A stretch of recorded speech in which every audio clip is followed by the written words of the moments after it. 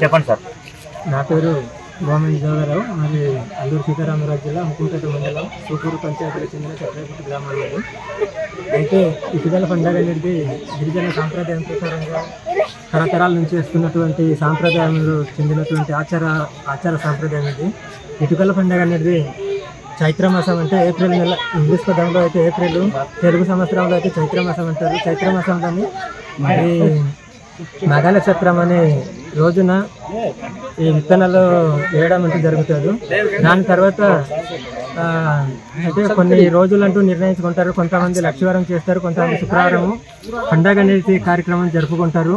పండగ అంటే నాగలు, తర్వాత నాగలికి ప్రత్యేక పూజ చేస్తారు. అంటే వ్యవసాయదారులు కాబట్టి నాగలికి ప్రత్యేక పూజ చేస్తూ మరుసటి రోజు ఒకరోజు అనంతరము ఆదివారం నాడు వేట తేలడం అంటూ వేట కార్యక్రమం అంటూ జరుగుతుంది.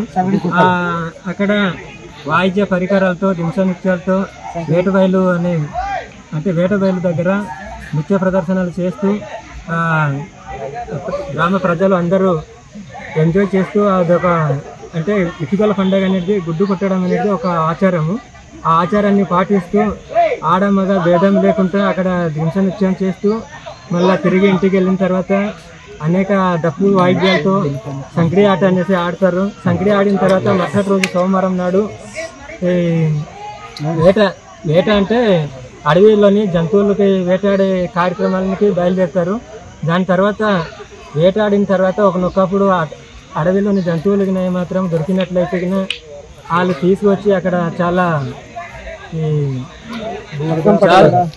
చాలా సరదాకరంగా అయినటువంటి ఆడవాళ్ళతో మొత్తము ఆడమగ భేదం లేకుండా నీళ్ళు చల్లుకోవడం కానీ పేడ వగైరా మెటీరియల్తో అంటే ఇలాంటి కార్యక్రమాలతో నీళ్ళు చల్లుకోవడం జరిగి సాంప్రదాయంగా చేసుకోవడం అనేది ఇటుకల పండుగ అయితే ఆనవాయితీ.